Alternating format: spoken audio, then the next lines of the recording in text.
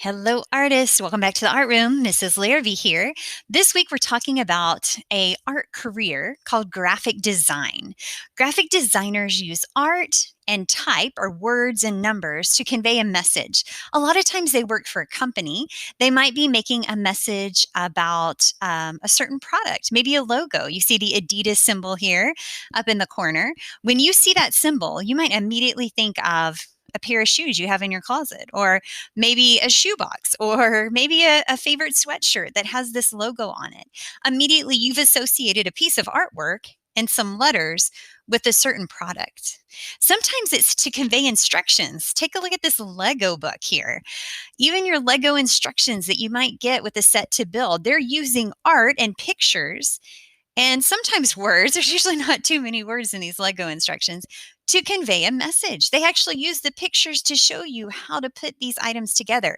That's done by a graphic designer. Maybe some things that you don't think about too.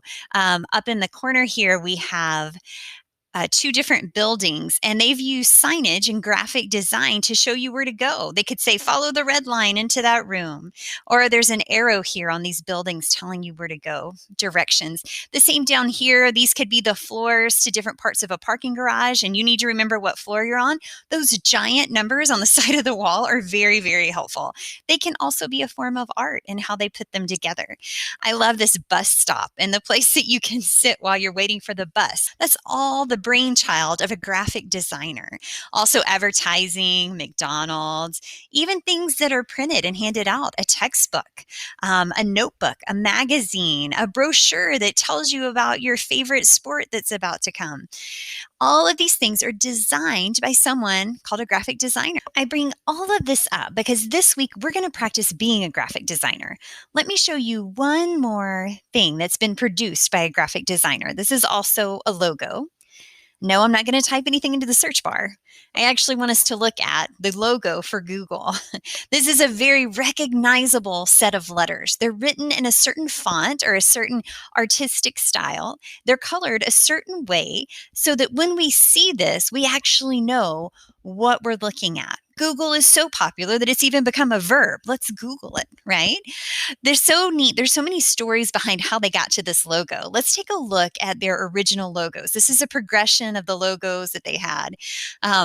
This was their first one in the late 1990s. No, I don't remember this one. I could. I don't think I actually owned a computer at that time.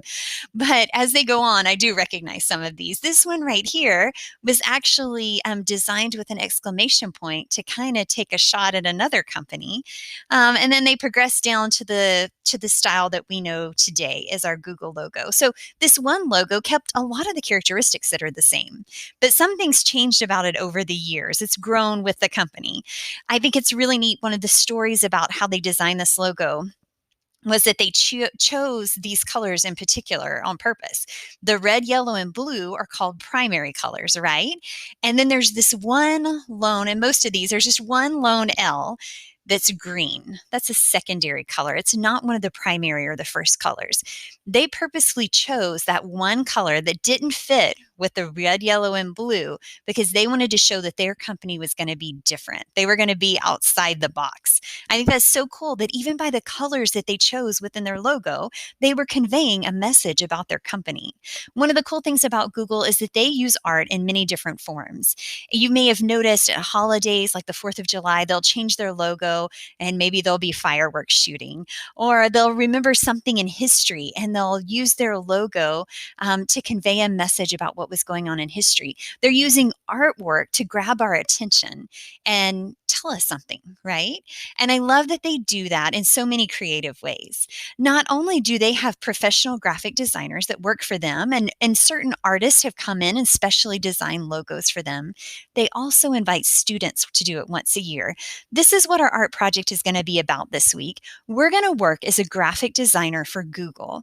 It won't be too scary, I promise. I'm going to walk you through. There's 3 simple steps for how we're going to do it. But first, let me show you some of the Google logos that were created by students. These are students anywhere from kindergarten to 12th grade.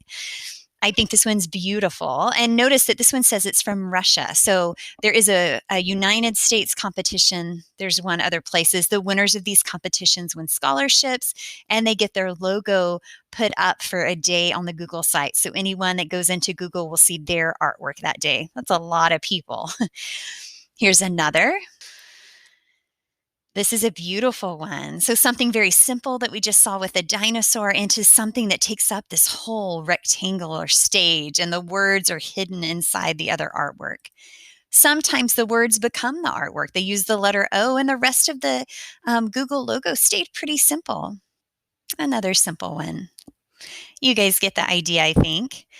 Every year, they give a theme to go along with their contest. It's called Doodle for Google. I'll be putting the link below in case you want to learn more about it. Doodle, remember my 3rd through 6th graders will know that we just did doodles a few weeks ago, and that's just a very simple drawing to convey a message, right? So we're not looking for, I mean, if you want to do a work of art and a big masterpiece and paint on oil canvas, that's just fine. But doodles can be very simple, so you don't have to think too far out there. This year's theme is I am strong because, and they want the doodles that are created for their logo to reflect this theme. So grab your paper and your pencil. I have mine right here. I'm going to be working along with you. We're going to take the next few moments to be graphic designers together. We're going to walk through this process together, so don't worry, it'll be okay. For my kindergarten 1st and 2nd graders, I want you to answer the statement, finish the statement, I am strong because, by drawing me a picture. I am strong because, I am strong because of my friends. I am strong because of my family. I am strong because I am brave. You finish the sentence with a word that you think about. I am strong because, and draw a picture of it. Okay, that's all you have to do, K 1st and 2nd grade for the assignment. You can end it right there, but if you'd like to keep watching, I'm going to talk a little bit more about the Doodle for Google contest, and you might want to hear about it because you could enter as well. So your choice to stop the video now, draw your picture, or continue on and hear a little bit more. My 3rd, 4th, 5th, and 6th graders, you got to stick with me for a few more minutes. You're going to answer the question, I am strong because, by writing 3 words. I want you to brainstorm. So that just means write down first things that come to your mind. We're going to edit them in just a moment. I want you to just think about some words. So I am strong because. If you need a few more prompts, they've given us some here. How do you rise above trouble and keep moving forward in tough times? When you make mistakes or get scared, what helps you clear the clouds above your head? When people around you are feeling down, how do you use your inner strength to lift them up? So if you want to, you can pause the video, get your 3 words written down. I'll share one of my words with you. It's okay if you use it, but you still have to come up with some words on your own too. I put that I am strong because I remember. One of the things I like to do is write down things that I'm grateful for. And I go back and read them sometimes when I'm feeling down to remind myself of the times and the things that I have to be grateful for. So I am strong because I remember. Okay, go ahead and write down your words. I got 2 more. And then after we've brainstormed our words, step 1 of 3, we're going to brainstorm some doodles or some very simple drawings that could represent that word. So in my example, when I said remember is one of the reasons that I feel like I'm strong, I write down things that I am grateful for. And I do that inside a book or a journal. So I draw a picture of a book with a pencil sitting on top to represent me writing as part of what makes me strong. Maybe you have a different symbol, probably, if you have a different word to go along with that.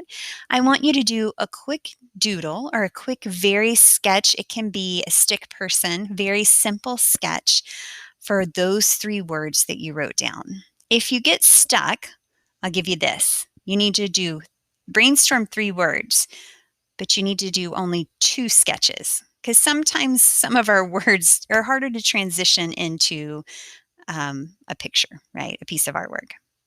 All right, so step 1 was brainstorm 3 words. Step 2 was to draw at least 2 doodles that represent at least 2 of those words. And then step 3 is to look at the word Google and think, how would I incorporate the sketch that I did of this word into the letters for Google? So my example has been a book. to say that I remember, and I think that's something that makes me strong. So I thought that that probably went best with the two O's in Google, and I would probably make my book look like it was open, and it would cover the space of those two O's. Maybe I would even put the O's inside my book and then the pen or the pencil laying across them. And that's how I would fit that one sketch into the word Google. And that's all your steps for today. You have thought like a graphic designer. You've brainstormed on a topic that your client has given you. You've come up with 3 different ideas. You've made at least 2 sketches of those ideas, and you figured out how to incorporate it into their logo to display the idea that I am strong because. Very nice job. That's your assignment today. If you're interested in entering the contest, I would highly recommend it. It goes through, I'll have to look here, it goes through February. Let's find the date together here really quick. February 26th. So you have a week, a little more than a week to work on this, but they actually have an online form. You do your artwork. You take a picture of it.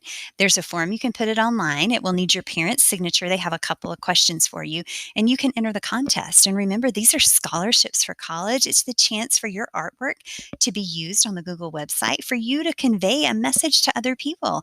I am strong because, and maybe encourage them through your artwork.